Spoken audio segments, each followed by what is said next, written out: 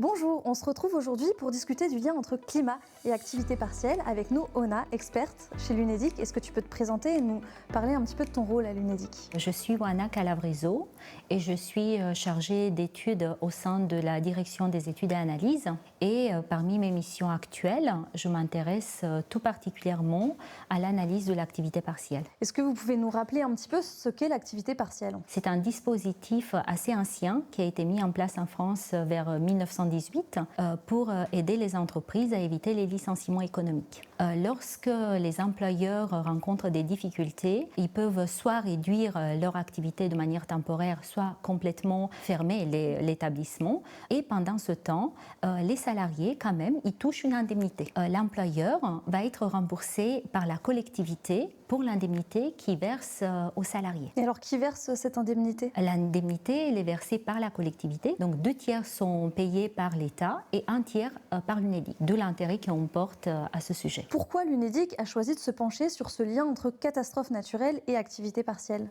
Historiquement, les partenaires sociaux ils sont extrêmement mobilisés autour de l'activité partielle. Et il y a eu vraiment un moment très fort avec la crise de la Covid, parce que l'activité partielle, c'était vraiment un des dispositifs phares qui ont été mobilisés en France pour lutter contre les effets néfastes de la crise et soutenir ainsi l'économie, les employeurs et les salariés. Pour vous donner un exemple, en 2020 et 2021, ça a coûté, juste à l'Unédic, près de 15 milliards d'euros. Donc on voit vraiment l'intérêt par rapport au dispositif. Et après, ce qui est très intéressant, c'est qu'en France, il n'y a pas énormément de dispositifs à destination des employeurs pour les aider à s'ajuster à un moment de difficulté, à un moment de choc temporaire. Comme on est dans une période où les problématiques climatiques sont de plus en plus présentes, la question de ce lien, ça se pose tout naturellement. Et concrètement, que dit votre étude? Est-ce que les entreprises ont souvent recours à l'activité partielle après une catastrophe naturelle? D'abord,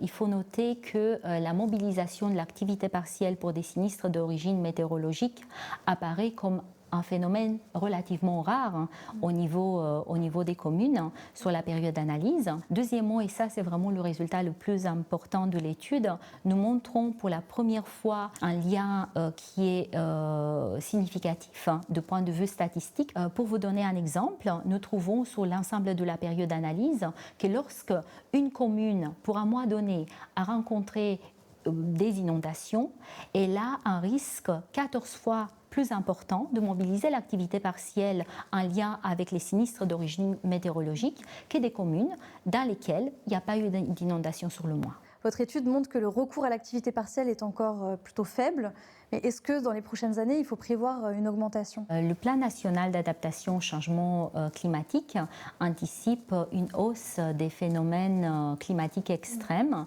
et dans ce cadre-là, il est possible que le dispositif soit de plus en plus mobilisé. Pour finir, s'il fallait retenir une chose entre dérèglement climatique, emploi et activité partielle, qu'est-ce que ce serait? Nous montrons qu'il y a un lien entre les catastrophes naturelles et leur survenue et la mobilisation de l'activité partielle en lien avec ces sinistres d'origine météorologique. Merci Oana d'avoir répondu à toutes nos questions sur l'activité partielle et le changement climatique. Je pense que c'est beaucoup plus clair. Merci à tous d'avoir regardé cette vidéo et abonnez-vous pour en savoir plus sur le chômage et l'emploi.